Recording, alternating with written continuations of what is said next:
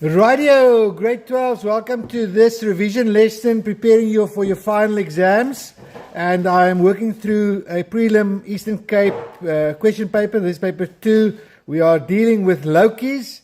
And I do want to say, if you do need more and extra advice, please head on over to the EGD Masterclass playlist, because there, I promise you, you are going to find a lot of help as well as additional resources with memos that you can take a look at and work through in preparing for finals. Rightio, let's have a look at how to answer a loci mechanism. Now, can I just say to those in my class and those watching, you are going to get, according to this exam scope for grade 12, you are going to get either a loci of a mechanism and or a loci of a cam. And you can see in this example, they've given you both of them. So it can either be just a loci of a mechanism or just a loci of a cam with a full cam to be drawn, or you're going to have a partnership between the two. Now, I do want to suggest in the last 3 or 4 years, this has been how they've asked it. A loci of a mechanism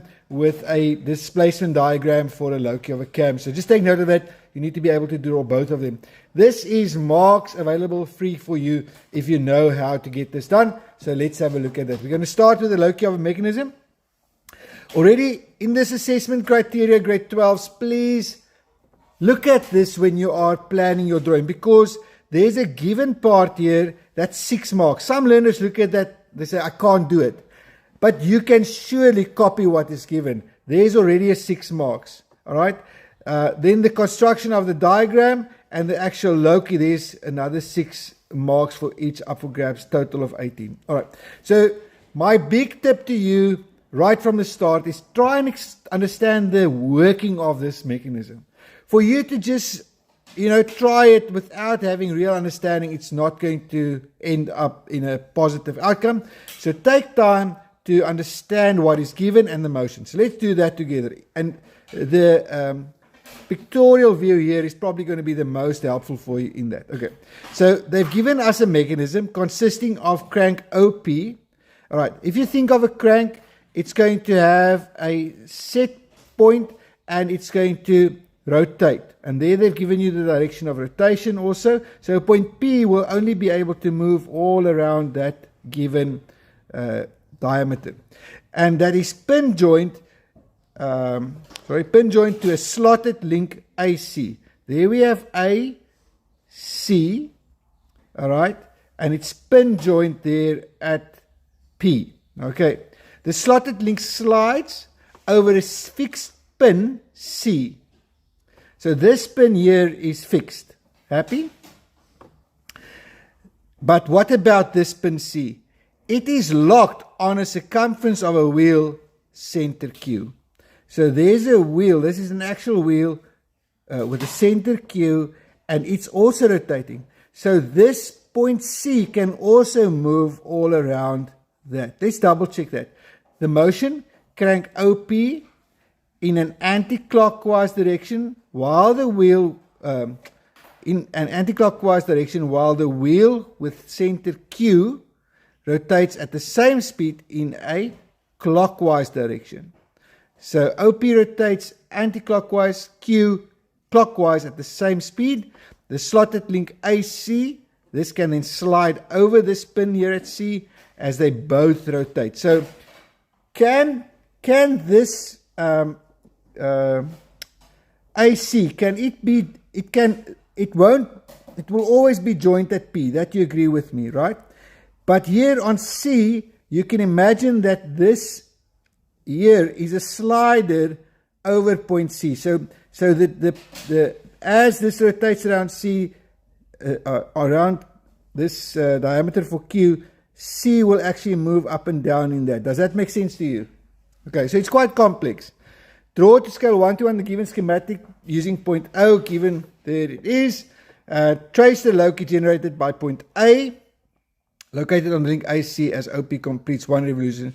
Show all necessary constructions. So just 1 loci to be required. Now I do want to say, I've seen this in the past, that they sometimes ask for 2 locus, where the 1 loci actually determines the second loci, and that becomes even more complex. But fortunately for you, this was just 1 loci. we're going to start ourselves off by drawing what is given. So let's get going on that one. First up here, diameter 76, so that's going to be 35, 38, right? Let's go 1 to 1. And that's going to be a construction circle. Just guys in class, just correct me the moment I make a mistake here. 76 diameter, radius 38. Yes or no? Alright, so construction circle. Alright, and we are just adding the marks here. There's a mark. There's another mark. Alright, then we've got 101 between O to C. So we're going to just do a construction line there. 101 measurement. That's the center. Please remember these center lines. That's part of the given.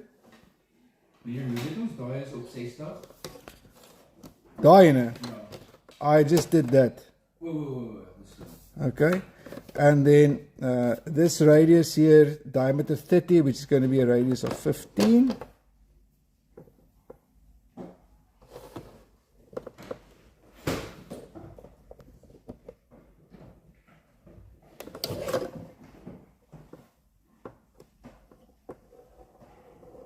Alright, and I've basically, alright, now this one here is not 100% at 30 degrees, so use the points that I've now determined, that one and that one. I'm going to use to draw that first position. Okay, and the length there, it's going to be 12 beyond it, so I'll just draw it, maybe I can actually measure it. I have my ruler here, so I can measure it. Alright, so there's the 12 and 25 beyond that one. Sorry for the movement there. There's my 12 and there's my 25.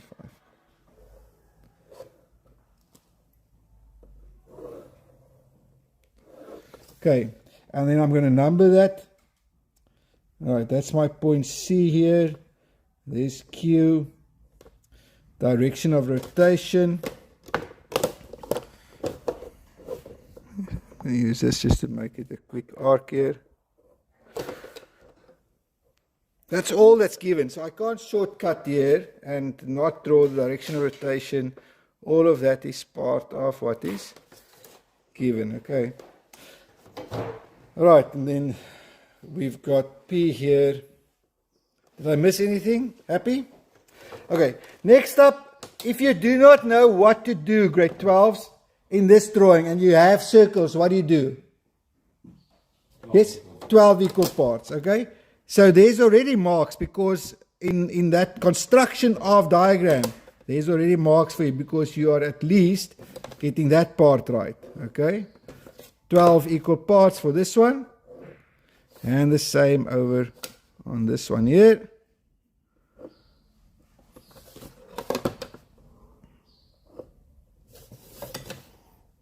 Everybody with me? Nobody mad at me? Okay. Right. Now, let's look at this. This point is fixed. That point, oh, not, well, the C is fixed, but we're going to have a slide here. So can the distance between A and P change? That 25, will that ever change? No, that's set, right? The distance between P and this point C, will this change? Think of it. Why did they give that sliding part there? Exactly, because C is fixed on. Yeah. It's going to go from this position, next position is going to be the next position, next position, next position. And P is going to go in an anti-clockwise. So P is going to go from here to there. Do you agree with me? So if I start here with 0, then that's my 1. That's my 2, 3. I'm numbering in the same direction. If this is 0, then the next position that this circle will rotate to is here, here, here, here, here. And so now I can't go wrong. What I'm going to do, this line, the next position it's going to be is between 1 and 1. Are you with me? So construction line. And what's the distance from the end here to that end? 25. So you can, that's not going to change. Have that set. And I just place it here. Okay, let me zoom in here a bit so that you can see better.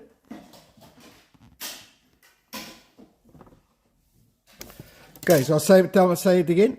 This point O and that point O lines up. If this now rotates anti-clockwise, the next position is 1. The one after that is 2, 3. P will go all around until it gets back to its original start position. O here, it's going to rotate clockwise at the same speed. So from 0, it's going to go to 1, to 2, to 3, to 4, to 5, in that direction, 6, all the way again to 0. So if the distance between A and this P cannot change, that's 25 set. This distance will change because it slides within that given groove there. Okay, so what I have to do is I'm going to draw a construction line from 1 to 1, pass there, and I'm going to take that 25, and I'm going to get my next point on the loci. Now I'm doing the next one. There's 2 and 2 construction line. Nobody's mad at me. Everybody's happy. From 2 dot. Next one. Is this the most difficult loci that you've ever done? Definitely not. There's 3. Okay, make a nice fat dot. 4. Okay, I've taken some time explaining this, but honestly, people, this can't be a drawing that takes you more than 10 minutes. Okay? Yeah, I'm out there, out of my... It's interesting that it doesn't fit. Okay. 5. Let me continue numbering. 4, 5, 6. Okay, 5 and 5.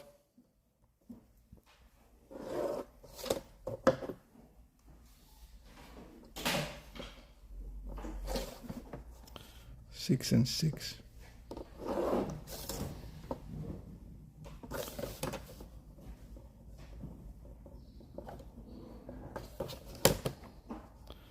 Seven and 7.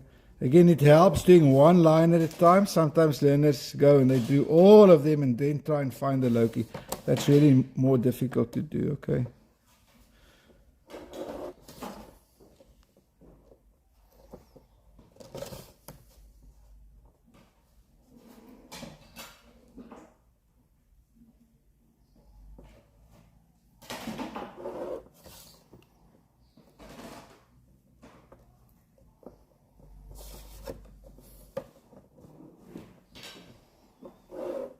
Constantly in your thoughts, you can ask yourself, am I now plotting the motion that was described? Is there anything in my motion that's not consistent with the motion given?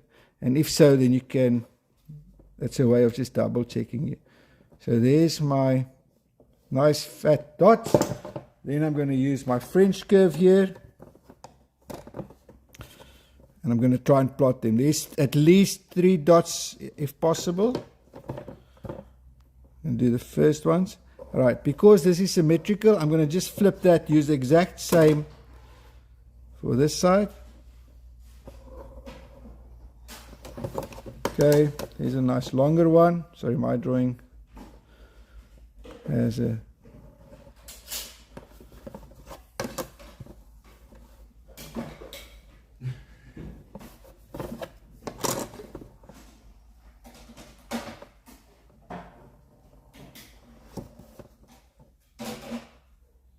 okay, I've skipped a little bit on the neatness, but you're going to try and do it as neat as possible. Again, if those dots are nice and big, you can't miss those dots. So please help yourself out, clear. And the last one, the construction of the loci was the dots and the diagram and the loci. So they're going to look at the neatness of that curve as well as the dots that you've placed. All right, so there is our loci. Let's move on to the mechanism. This is where the bread and butter is in these drawings.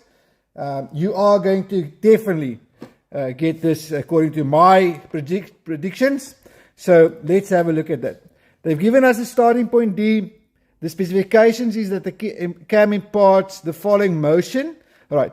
Stop right there. When you hear the following motion, find a place on your piece of paper and draw a line. So here's the motion. It dwells, and you start here. It dwells for a period of 60 degrees. Dwells means at rest, no up and down.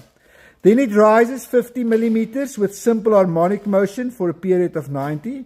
There's the 50. Then it rises with, again with 40 millimeters. Sorry, I'm in my drawing here. There's another 40. Then it dwells for a period, and then it returns to its original position. So the total displacement is the 50 plus that 40, 90. That's what I wanted to get at, because that's not what's given. And so my height here on the side is going to be 90 in total. So using your ruler, quickly jot that down. All right. Then it says the displacement scale 1 to 1. A scale of 360 degrees equals to 132 millimeters. So using your ruler again. Now, can I quickly have someone with a calculator? Of a sompompie, as nie calculator it, I'll take a sompompie as well. 132. Quickly divide that by 12 for me. 11. Okay. All right, 11. So there's two ways of getting that done. You can take the 132 divided by 11 and just go 11. Divided by 12 gives you 11. 132 divided by 12 gives you 11, yeah. So 11 millimeters, 22 millimeters, 33. It's easy enough for you to do that. You don't need to do a construction of it, okay? Nowhere in the memo do they give marks here for the construction of it. They want to make sure just that you, at 88 there, 99, 110, 121. Okay, there we go. That's the easy one. So they're gifting that to you. Across and up. That's your displacement diagram. Here goes construction lines. All the way through. Just doing what is given at the moment. We haven't even given this any thought yet. We're not stressed also, because if I look at my assessment criteria here at the bottom, this graph construction is marks.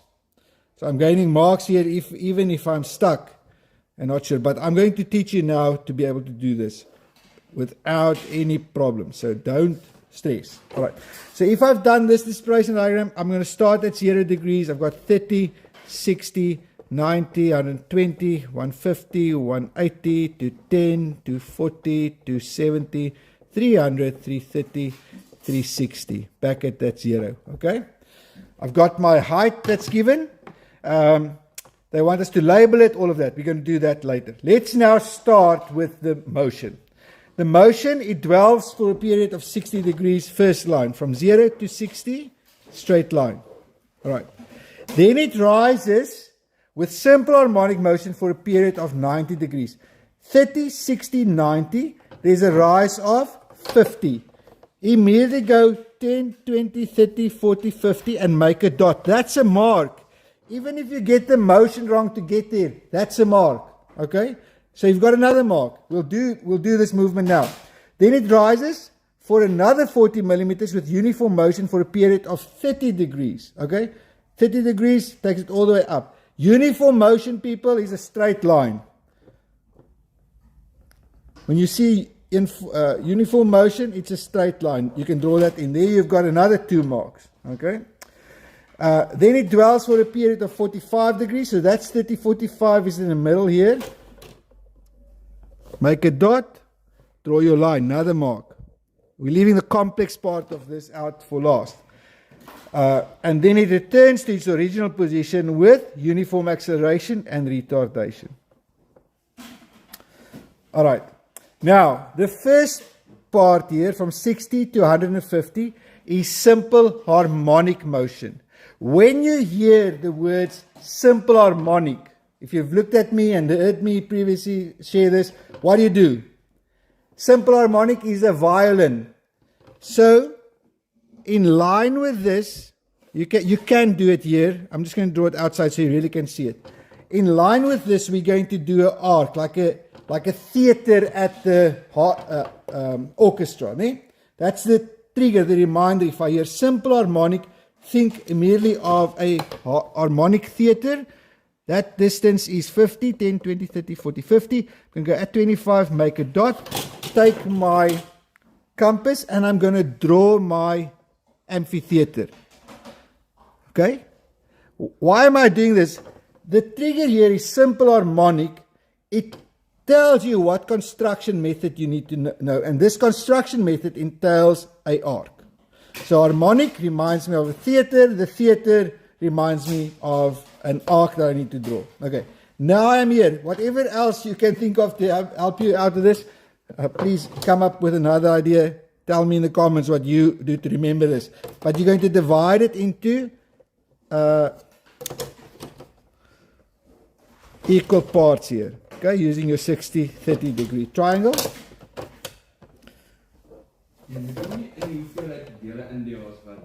So I'll get to that. So here I have start 1, 2, 3, 4, 5, 6 parts. The part between 60 and 150 is 3. Please, you can measure it if you want to. You can estimate it. You're going to now have 6 parts here and 6 parts. You could have done it with 3, but it's going to be much more accurate. 6 here, 6 there. And now, all I'm going to do is, these points are the ones that was determined. And they need to correspond now with here. So the first one is already there. The second one, bring that across, clear dot. Next one, clear dot. Middle, clear dot. Next one, you can go and number them if you want to. Happy for you to number them. And there you can see the curve. Immediately take your ruler, draw it in. Not your ruler, your French curve. Okay. Same curve on the other side because it's symmetrical. Done. Marks, people, marks. Because you remembered simple harmonic motion remembers start to the arc, divided into equal parts, the same number of equal parts between the end and the start and the end. And those points, it's what you transfer. Now the last part here was uniform acceleration, retardation. Here's my reminder for you. You remember acceleration. I'm going to go down a hill. Tip. Next one, retardation. I'm going to go up a hill. Any angle, construction line. Okay. Then you have here half. So let's divide all of them now in half also. Half here, half here, half here, half here. We can draw them down.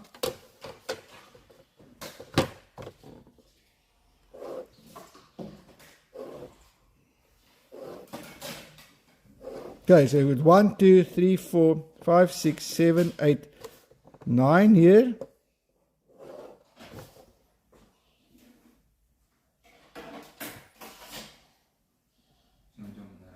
Okay, yeah, sorry, we're going to have to rethink this one a little bit because we need equal, we need to have 3 on the one side to the middle and 3 on the other side. So sorry about that, I'm just going to do a step back. Just forget the division that we've just done. We're going to actually have to come up with our own divisions here to get this one drawn correctly. So we're starting here. We're going to divide this into 6 parts and that into 6 parts. And I'm going to use my red pen for this. Okay. So if this is it, using our... So just remember, retardation, uniform acceleration, retardation, 6 parts. 1, 2, 3, 4, 5, and 6. Doing it on this one as well, just at any angle. 1, oops, 2, 3, 4, 5, 6. Sorry, there's no marks for neatness in your final exam, so don't be too worried about it. All right, each one of these we know the last one goes to the last. We line it up with a ruler. Okay, so as I slide, this is all going to be in line. There's my first one. I'm going to mark it nice and clearly. There's my second one, third one, fourth one, fifth one. So these dots have become now very important, okay? And then the same with this, from the last one to that end. Again, using a slider here. Oops. There you go. So we again need equal number, 6 on each side. Uniform acceleration and retardation. And so these becomes key. All right. And now let me help you out here. We're going to just project these down because these are our lines. It's this one, important one. That one becomes important. That one is important. The middle one is the most important. Make it nice and dark. Again there. And again here. Okay. And now these, where do they go to? Can you remember? They go to this middle line. That's why I say it's most important. It goes there. Make a dot. There. Make a dot. There. Make a dot. There. Make a dot. There. Make a dot. So all of this construction has been to get those points. Next step is the first one is already in line with that one. The second one aims to there, and where does it cross? The first one? There. Second one, aim again to the first one. Where does it cross? There. Third one, in the middle. Now I change my direction. That one goes this way. This one goes here. And the last one here. I'll do a revision now just to make sure all of you are on the same page, and the last one is there. Okay. So all of this construction to get that uniform acceleration and retardation graph drawn.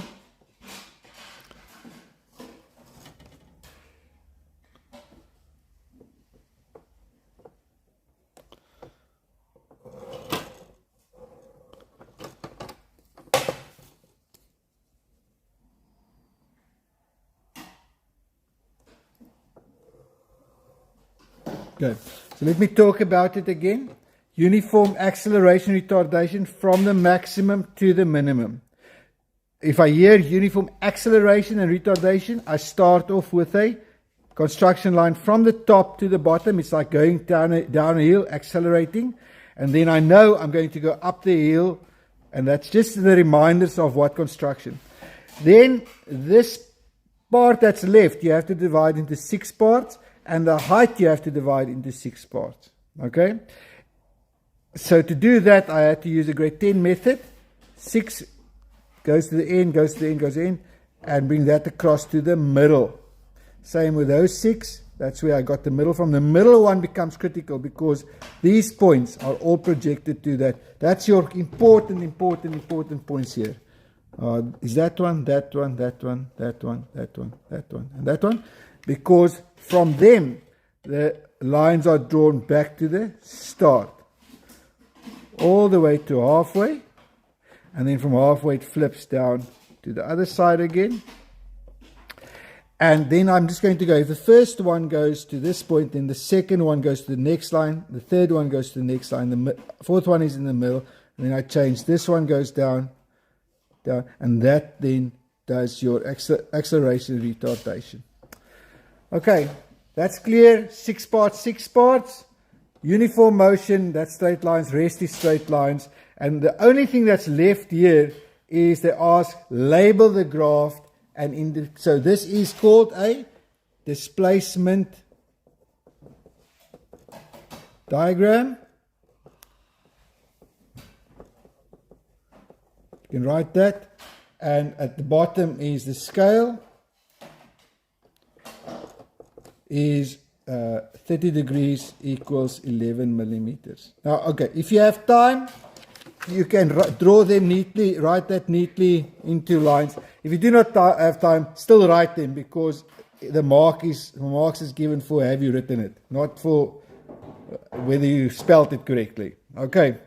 Rightio, that then is an overview of what you can expect for your second question on paper 2. It's definitely worth revising this and drawing them for yourself. The more you draw, the more confidence you're going to gain. the better prepared you're going to be, the better use of time you're going to have, and the most sure you are that you're actually going to be able to get all the marks that you possibly can. Rightio, continue drawing. Now it's your turn.